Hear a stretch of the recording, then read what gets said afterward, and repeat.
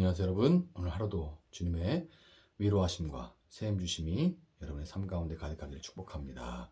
오늘 본문은 민수기 34장입니다.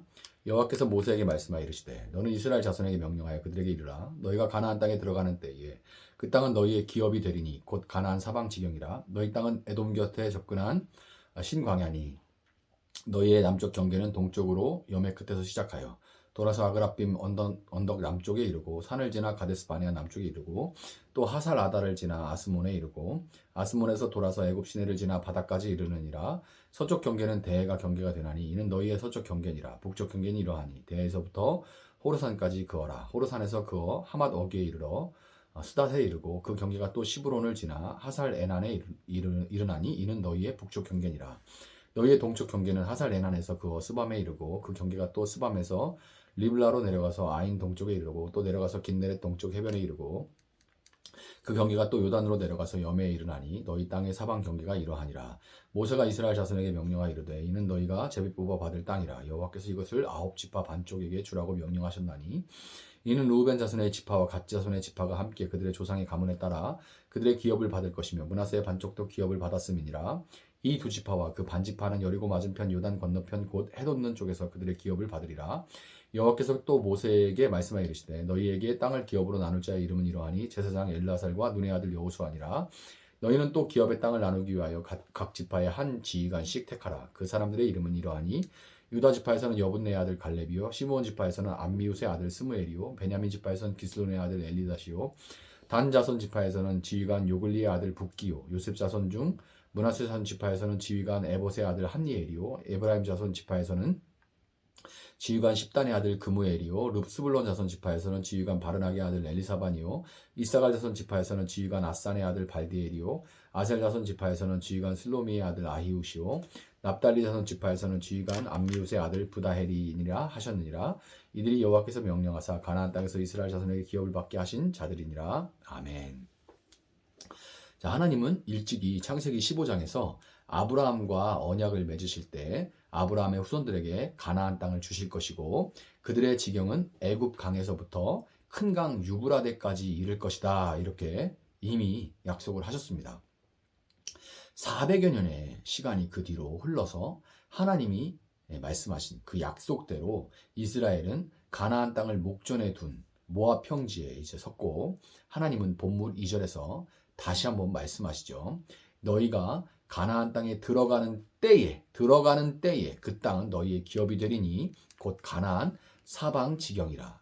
결국 이 가나안 땅을 하나님 나라로 회복하는 우리의 사명이라는 것은 우리가 언약의 하나님, 약속의 신실하신 하나님, 어제 그랬듯이 그렇게 하셨듯이 오늘도 내일도 동일하게 행하실 하나님을 신뢰하고 우리가 발을 떼서 콸콸 흘러가는 요단강에 발을 넣느냐, 가나안 땅에 발을 내딛느냐에 달려 있는 겁니다. 믿음으로 그 발을 떼느냐, 그렇지 않느냐에 달려 있는 거예요. 발을 내딛는다고 해서 모든 것이 자동으로 한 번에 이루어지는 것은 아닙니다. 아브라함과의 약속 이후 흘러간 이 400여 년의 시간에 비해 이스라엘이 지나온 이 40년의 시간은 10분의 1밖에 안 되는 짧은 시간이지만 그럼에도 불구하고 400년에 비하면 40년 아무것도 아니지 이렇게 다 지나고 난 입장에서 우리는 그렇게 말할 수도 있지만 그럼에도 불구하고 그 시간 40년 동안은 광야를 지났던 사람들에게는 실제였죠. 누가 막 진짜 당장 죽을 병에 걸려서 고통스러워해도 그 고통은 내 고통이 아니죠. 내 손톱 밑에 박힌 가시의 고통이 내 고통인 거잖아요. 이게 더 커도. 그렇듯이 40년의 시간은 그 광야를 지나가던 사람들에게는 생사를 넘나들고 넘어지고 일어서기를 반복했던 참으로 굴곡이 많고 사연도 많았던 그런 시간이었습니다. 그렇지만 분명한 것은 이스라엘이 어떤 실수를 했던, 어떤 징계를 받았던, 어떤 위로를 받고 회복을 받았든 그들은 지금 광야를 지나서 결국에는 지나서 모압 평지에 서서 가나안 땅을 바라보고 있다는 것은 분명한 사실이에요.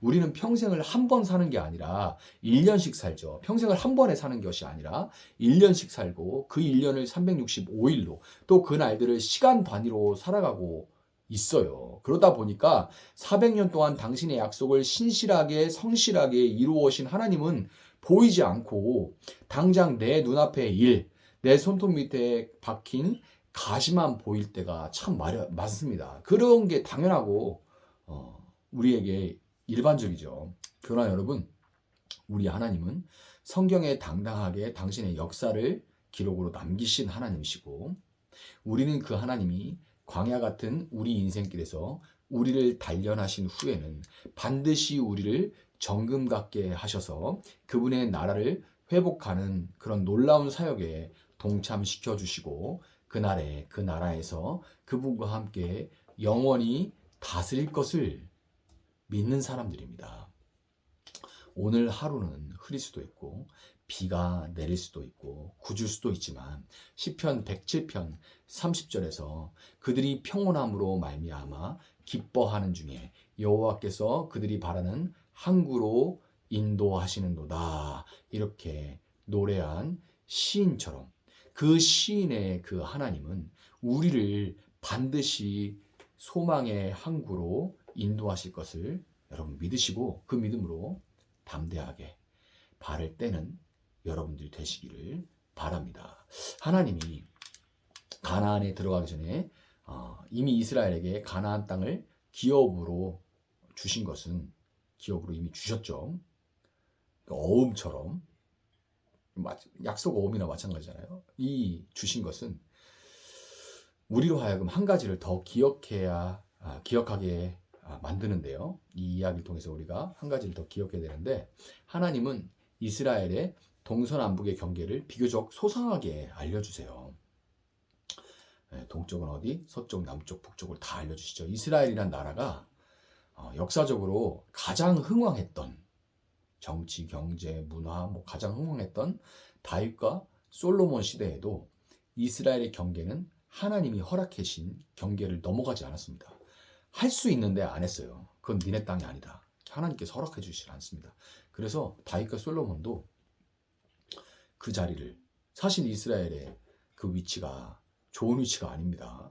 아래로는 이집트, 위로는 자꾸 바뀌긴 하지만 바벨론, 페르시아, 아시리아 이런 식이에요. 강대국들 사이에서 좋은 지정학적 위치가 아닙니다. 기회가 됐을 때 어디 한 군데를 정벌해서 넓혀놓으면 참 좋죠. 북쪽의 위협을 막든지 남쪽의 위협을 막든지 그러면 좋은데 그런 환경이 아니에요. 그런데도 허락해 주지 않으셨어요. 그들은 그 범위를 넘어가지 않았습니다. 다만 이스라엘이 하나님 말씀에 순종해서 그 허락하신 땅을 모두 회복하고 다윗과 솔로몬 때는 하나님이 여기까지가 너의 지경이다 했을 때 그 지경을 꽉 채워서 나라를 회복해요. 대부분의 왕들은 그 허락하신 땅들도 다 회복하지 못하고 이렇게 차지하지 못하고 살아갑니다. 근데 이 두 왕은 어쨌든 그 허락하신 땅을 모두 회복하고 하나님 안에서 평안을 누렸는데 그때에 솔로몬 왕을 찾아왔던 구스의 시바 여왕과 같이 이스라엘 주위의 이방 국가들이 하나님의 지혜를 구하기 위해 정복으로 그들이 확장을 끝없이 했던 것이 아니라 그들이 하나님이 주신 지경 안에서 그것들을 다 차지하고 누리고 평안을 누릴 때 이방 나라의 그 여왕이 시바 여왕처럼 그렇게 찾아와서 하나님의 지혜를 구했어요. 그러니까 믿음으로 가나안 땅을 회복하는 사명은 얼마나 더 많은 사람을 죽이고 지금으로 말하자면 밟고 막 올라가는 그리고 막 정복하고 더 넓은 땅을 차지하고 끝도 없이 확장하는 그런 데 있는 것이 아니라 그래서 막 믿는 사람이 막 성공해야 된다. 성공하고 잘 되면 좋죠. 근데 막 잘 돼서 하나님께 영광 돌려야 된다. 막 이러면서 막 밟고 올라가는 이런 과정들을 그냥 막 다 무시해버리고 어쨌거나 잘 되기만 하면 된다고 하나님이 하셨다고 막 이렇게 해버리는 그런 승리주의 이런 게 아니라는 거예요. 거기에 있는 것이 아니라 하나님의 말씀에 순종하여 어떤 상황에서도 하나님이 주시는 평안을 지키고 누리며 하나님의 백성으로 살아갈 때 존재하고 살아갈 때 마치 원심력, 구심력과 같이 이웃들이 우리에게 끌려 그 평안을 얻는 지혜를 묻도록 너는 어떻게 평안할 수 있어? 이렇게 묻는 지혜를 구하는 그렇게 만드는 것이 바로 하나님께서 우리에게 이 가나안 땅을 회복하라고 주신 사명의 진정한 의미인 겁니다. 강력한 철병거를 가진 원주민들이 가득한 땅에서, 음란과 폭력의 문화로 가득한 그 땅에서 거룩한 하나님 백성으로 살아간다는 것이, 믿음으로 살아간다는 것이 과연 가능하기는 한지, 내가 할 수 있는지 엄두도 안 나고 두려워서 지레 포기하고 시도조차 안 하거나, 심지어 하나님의 백성임을 드러내지 않고, 아무개 교회 다녔었어? 이런 질문을 받았다는 것을 자랑 삼아 이야기하시는 분들도 있어요. 교회 다녔었어? 막 이렇게 사람들이 얘기했었다고. 저는 그만큼 조용히 다녀요. 막 이렇게 얘기를 하더라고요. 그 절대 좋은 거 아닙니다. 나 교회 다녀 이렇게 할 필요는 없지만, 그가 믿는 것을 통해서, 그의 삶을 통해서 사람들이 교회 다니겠구나, 저 사람 예수 믿나 보다 라고 생각하는 게 좋은 거지, 전혀 모르고 살았다는 거 좋은 것은 아닙니다. 근데 이렇게 많은 사람들이 시도조차 하지 않거나 아예 백성임을 드러내지 않고 숨죽이고 살아가는 사람들이 참 많은데요. 그러나 우리에게 그 땅을 맡겨주신 하나님은 아브라함의 하나님, 이스라엘의 하나님과 동일한 바로 그 하나님이라는 것을 여러분 기억하고 또 믿으시고, 오늘 이미 약속해 주신, 약속의 어음으로 주신 그 땅을 향해, 이웃들을 향해 믿음의 한 걸음을 떼시는, 또 믿는 자로 존재하시는 여러분들이 되시기를 예수님의 이름으로 축복합니다. 제가 한번 잠시 기도하겠습니다. 사랑하시는 하나님, 감사합니다. 오늘도 저희에게 이렇게 말씀을 허락하여 주시고 하나님 말씀 붙들고 살아가게 하시니 감사합니다. 오늘 믿음의 행진을 해나가게 하시고, 믿는 자로서 온전히 주님 안에 거하며 믿는 자로서 우리에게 맡겨주신 땅을 향해 한 걸음을 믿음으로 떼는 저희들 될 수 있도록 하나님 함께하여 주시옵소서. 감사하며 예수님의 이름으로 기도합니다. 아멘. 오늘 주신 말씀 붙들고 계속해서 기도합니다.